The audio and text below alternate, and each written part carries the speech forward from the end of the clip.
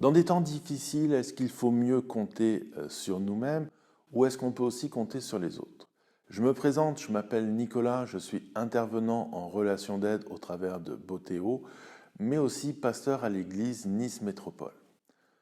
Je voulais profiter de cette capsule pour partager avec vous une courte réflexion. Dans des moments comme ceux qu'on est en train de vivre avec le confinement, avec la peur par rapport au coronavirus, il y a un mode de pensée qui peut facilement nous venir à l'esprit et nous faire croire qu'il est la seule solution. C'est un mode de pensée qui généralement s'axe sur des choses très négatives et qui nous amène à nous dire que tout va s'aggraver, que ça va aller de pire en pire et que nous ne pouvons compter que sur nous-mêmes pour pouvoir nous en sortir. Et là, la boucle est bouclée. C'est un mode de pensée qui est très auto-centré. Il ne voit qu'une seule solution au travers de nos propres actions. Et inévitablement, il ne nous fait pas voir les autres. C'est ce mode de pensée qui va faire que certains vont littéralement vider les rayons d'une épicerie en se disant que au moins, quoi qu'il arrive, ils vont pouvoir voir venir. Sauf que voilà, le problème c'est qu'on n'a jamais autant tort que lorsqu'on pense de cette façon-là. Pour deux raisons. La première, c'est que nos gestes inévitablement mettent en danger les autres. Mais bon, dans ce genre de mode de pensée, vu qu'on est concentré sur nous, je vous ai dit, on ne voit pas forcément les autres. Mais surtout, inévitablement, à force d'être auto-centré, on finit par s'isoler. Donc si pour un temps ça peut être une bonne chose, sur le long terme ça peut être plutôt très compliqué. Laissez-moi vous l'illustrer avec une histoire qui est arrivée au prophète Élie. Au début de notre récit, Élie annonce un temps de sécheresse et de famine sur le pays. Et Dieu va le conduire dans un lieu un petit peu particulier, c'est une grotte, mais c'est un coin plutôt sympa justement pour survivre durant cette période-là, vu qu'à l'entrée il y a un cours d'eau et que tous les jours il y a des corbeaux qui apportent à manger. Du coup, Élie a tout ce dont il a besoin. Un toit sur sa tête, de quoi se rafraîchir et son Uber personnel. Bien qu'en y réfléchissant un petit peu, se faire apporter à manger par des oiseaux, ça peut être assez étrange. Mais bon, dans cette grotte-là, quelque part, Élie est livré à lui-même et ne peut compter que sur lui pour pouvoir passer au travers des événements. Ce qui n'est pas entièrement vrai, vu qu'il faut surtout qu'il compte sur Dieu pour que les oiseaux viennent le livrer. Mais voilà, ça peut paraître le lieu idéal, sauf que, je vous l'ai dit, c'est un temps de sécheresse. Donc, à un moment donné, il n'y a plus d'eau dans le torrent. Et Élie ne peut pas rester là. C'est ce que je voulais dire tout à l'heure quand je vous disais que pour un temps, compter sur soi-même, ça peut être une bonne chose. Si on a besoin de se ressourcer, si on a besoin de faire le point, de marquer une pause, mais sur le long terme, ça ne change rien à l'événement qu'on est en train de vivre. Surtout si, comme dans le cas de la sécheresse, on n'a aucun contrôle là-dessus. Du coup, Élie, s'il reste là, potentiellement, il se met vraiment en danger, parce que sans eau, on ne peut pas tenir très longtemps. Heureusement, Dieu vient à nouveau le chercher, et là, il lui propose une autre solution. Regardons-la. Il lui dit, lève-toi, va à Sarepta dans la région de Sidon, tu rencontreras une femme veuve et je lui aurai ordonné de prendre soin de toi. Le texte dit que Élie s'est levé et qu'il s'est exécuté. Ce que le texte ne dit pas, c'est combien de temps ça a pris à Élie à s'exécuter. Parce que moi, à sa place, je vous avoue que la proposition de Dieu, je pense que j'y aurais réfléchi à 2 fois avant de la mettre en pratique.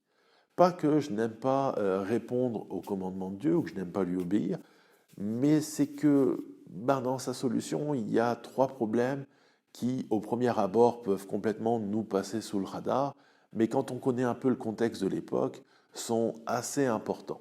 Je vais vous les exposer. Le premier problème, c'est que Dieu va choisir une femme.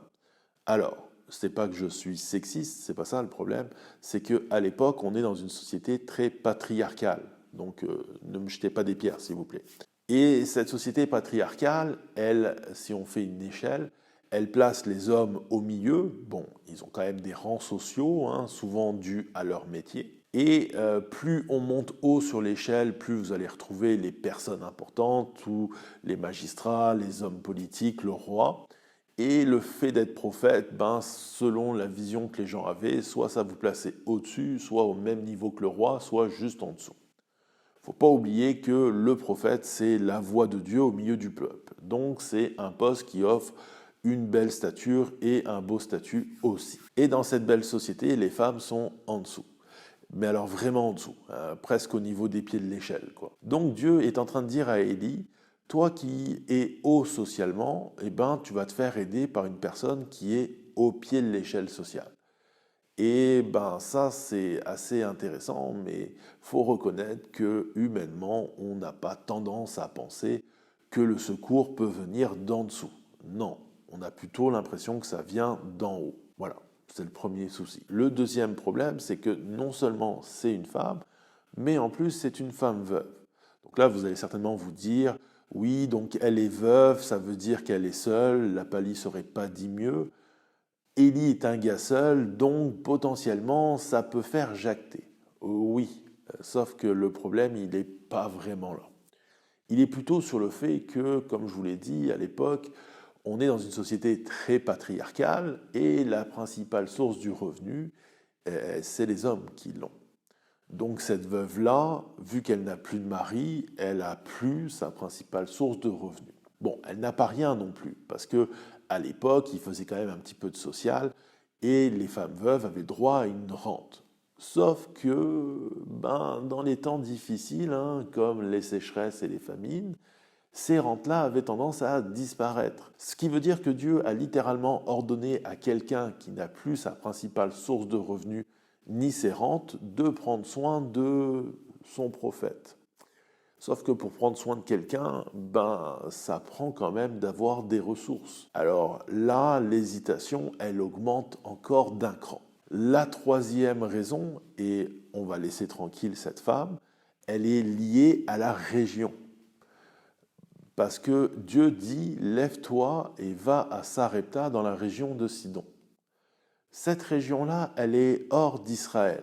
Or, le prophète, c'est la voix de Dieu parmi Israël. Du coup, pour lui, aller à l'étranger, ça peut être un petit peu problématique, parce que non seulement on est dans une société patriarcale, mais on n'est pas non plus dans une société qui est très ouverte aux autres, voire même plutôt très fermée. Du coup, un prophète qui s'en va ailleurs, ça peut être très mal vu. On rajoute à ça le fait que ce n'est pas n'importe quelle région, c'est la région de Sidon. Il faut savoir que Élie, il a un problème avec la reine Jézabel et le culte qu'elle a ramené en Israël, qui est le culte de Baal. Et justement, cette reine et ce culte proviennent de cette région-là. Donc, techniquement, cette région-là, pour le prophète, c'est des ennemis. Et Dieu est en train de lui dire, tu vas aller chez tes ennemis, tu vas rencontrer une femme, donc une personne qui socialement est en dessous de toi, qui n'a ni source de revenus ni rente, et elle va prendre soin de toi. Vous la voyez là, l'hésitation? Comment est-ce qu'elle grandit d'un seul coup? La plupart du temps, on a tendance à peser le pour et le contre. Et là, la solution de Dieu, j'aurais tendance à dire que c'est plutôt contre que pour. Mais heureusement qu'Élie n'a pas raisonné comme ça, et heureusement qu'il s'est exécuté. Tout simplement parce que par son action et par cette rencontre qu'il va avoir avec sa veuve, Dieu va faire deux miracles incroyables. Le premier miracle, c'est que la farine et l'huile qu'ils auront dans leur maison ne tarira jamais, ils auront toujours de quoi se nourrir, et ça c'est assez incroyable, alors que Israël est en temps de famine. Dieu pourvoit en nourriture dans le territoire de Sidon, dans la maison de cette veuve, mais surtout parce qu'à un moment donné, cette femme, malheureusement, va perdre son enfant. Elle va se tourner vers le prophète va se tourner vers Dieu, et Dieu va ressusciter cet enfant. Et ça, c'est un miracle incroyable, surtout parce que je ne sais pas si vous le saviez, mais c'est la première fois dans la Bible que ce miracle apparaît. Et Dieu a fait ce miracle incroyable chez une femme veuve, donc ce qu'il y avait de plus bas socialement, non en Israël, mais en territoire ennemi. Du coup, ça amène forcément trois leçons.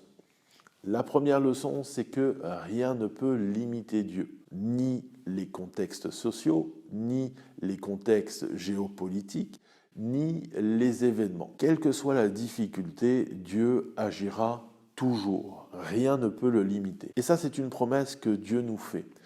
Il nous fait la promesse qu'il agira toujours et qu'il prendra soin de nous. Donc, même si les choses s'aggravent ou s'empirent, on pourra toujours compter sur Dieu. Du coup, la réflexion est assez simple. Si on profitait de ce temps de confinement justement pour renouveler ou rétablir ou même établir notre relation avec Dieu et ainsi l'inviter à faire du miraculeux dans nos vies. Ça ne veut pas dire qu'on ne doit pas poser d'action, parce que nous aurons toujours notre part à faire. Élie a dû aller en direction de la ville.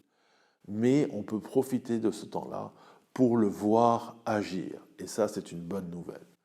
La deuxième leçon, c'est que très souvent, on grandit dans des contextes culturels et familiaux qui nous remplissent la tête de toutes sortes de jugements, de préjugés, qui fait qu'inévitablement, à un moment donné, on finit par tracer une frontière entre nous et les autres. Et sur cette frontière, il y a plein de barrières qui font que, au bout d'un moment, on ne voit plus l'autre. Il faut savoir que Dieu aime renverser ces barrières et il aime aller chercher la solution là où on ne s'y attend pas. À partir de là va découler la troisième leçon, c'est que souvent les autres font aussi partie de la solution. Pour survivre à cette période, certes, il a eu besoin de se trouver seul dans une grotte, mais ce n'était pas suffisant.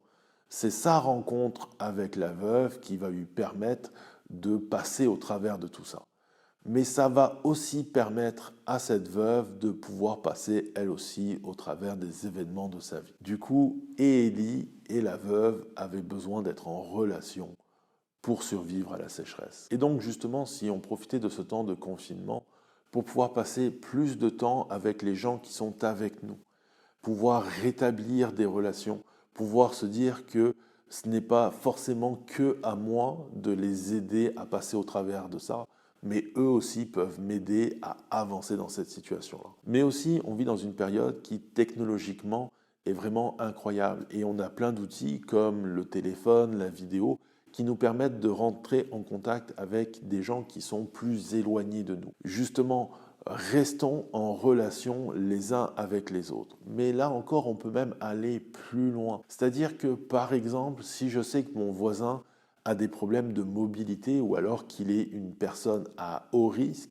rien ne m'empêche d'aller lui faire ses courses, de les déposer devant chez lui et ainsi de lui rendre service sans que ni lui ni moi ne rentrions en contact physique et ainsi en respectant les règles de ce confinement. Il faut savoir que dans la Bible, Dieu a toujours aimé mettre du miraculeux dans les relations. C'est tout ce que j'avais à partager avec vous. Je vous souhaite une bonne continuité et je vous retrouverai dans une prochaine capsule.